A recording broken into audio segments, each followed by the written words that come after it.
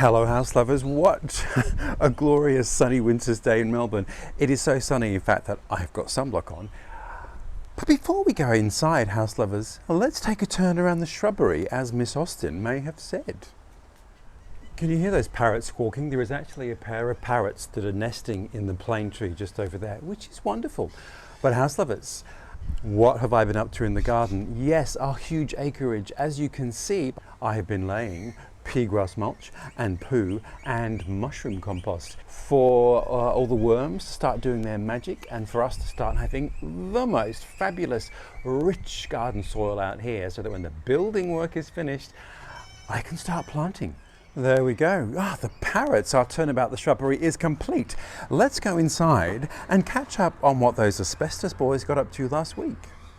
Out we go into the Chappelle Corby Memorial Courtyard. So here we are in the room that I was working on last week, and there we can see that that whole kitchen area has been gutted. So all of that panelling was asbestos.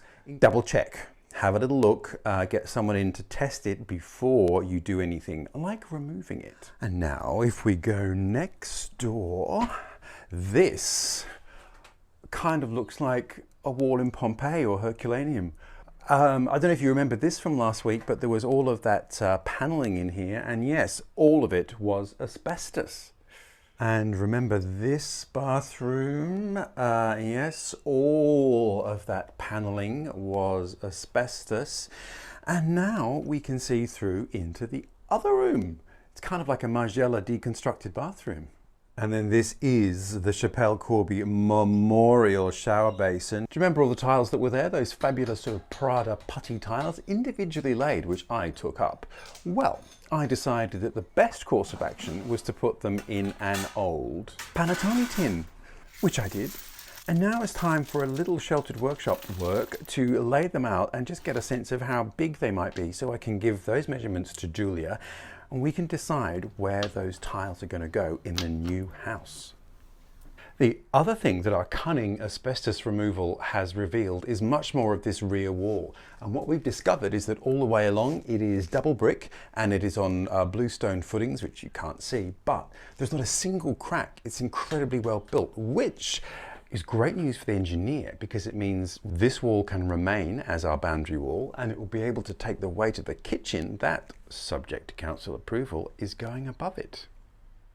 And we now have a thoroughly deconstructed lav so I can see all the way through, and I must show you this because this is just hilarious. I brought some old towels down to use when I'm washing my hands after working so hard, and they are of course Missoni. Now, the other interesting thing that our archaeological asbestos removal has unearthed is that this building has some original masonry wall divides, I guess, going all the way down, which would have created very distinct little sub-buildings, I guess, leading off this courtyard. So this one behind me is the area that was marked bathroom. Then there's a masonry and brick wall that divides it, and then two other sections down here. So who knows what they could have been for? They led onto the courtyard, so perhaps the end one may have been for wood storage. Maybe the other one was some kind of scullery, perhaps, or some kind of larder for storing dry things, dry goods, who knows? But it's interesting. The structure of this building is fantastically sound, so that is great news. The other great thing we've discovered, let me out, is that all of these strut timbers in these outbuildings are all that same beautiful seasoned hardwood eucalypt. Beautifully strong and beautifully seasoned. It's the same timber that was used for the stud walls in the old house. And there's so much here that we'll have a great amount to give to our cabinet maker to hopefully be able to make all the kitchen cabinetry from.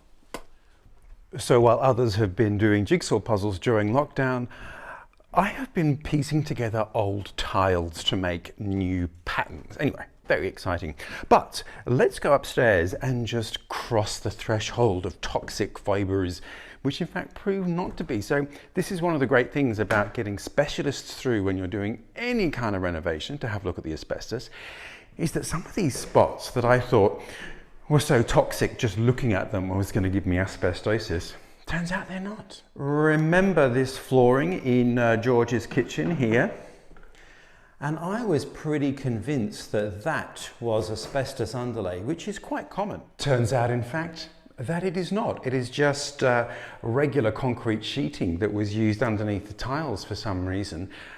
But therein lies the warning. I would never have known that. It looks like, for all the world, other asbestos sheeting that I've seen, which just goes to show, once again, get someone to come through. If you have any doubts whatsoever, always err on the path of safety and get someone to come and test it before you start removing anything yourself.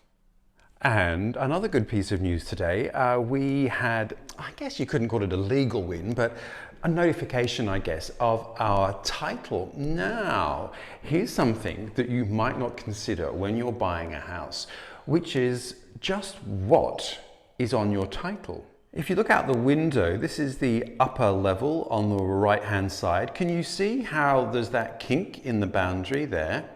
Our title actually shows a very clear straight line on this boundary with the neighbours. When you buy a property, you kind of just assume that you're getting what you're looking at. So it never really occurred to us that there might be an issue there. But when we saw the title and when you dig a little bit, we noticed that that triangle is not actually ours. It's on the neighbour's title. However, in Victoria, there's this process called adverse possession. So if you can prove that your building or structure has been in a spot for more than 15 years continuously, then it becomes part of your building and title. It's such a small sliver, it's actually less than 2 square meters, and it's such an odd little triangle. But what it did do is make that downstairs apartment just wide enough to get a single bed in there, so that the owner of this place, maybe 2 or 3 ownerships ago, could squeeze in another tenant in the back garden. Now, back in the day as well, the courtyard was shared with the building next door that was a pub. So when this boundary was built, maybe it was just a little bit vague and no one really looked at the title plans properly, because it is very much a straight line. Before we can really get approval, we had to rectify that issue. So we had a great meeting with our neighbours who had no issue about it. But what it meant was banging a notice on the exterior wall, a public notice that was there for 30 days, photographing it every day to prove it was there, signing a stat dec, finding a witness, a disinterested witness who obviously had to be interested, who was prepared to say, yes, I've been to this property over X number of years and that has always been part of it. That was a tiny challenge, but I found someone in the end. Turned out to be the plumber who used to do all the maintenance of this building when it was a boarding house. There we are, house lovers. So here am I once again back in the bathroom.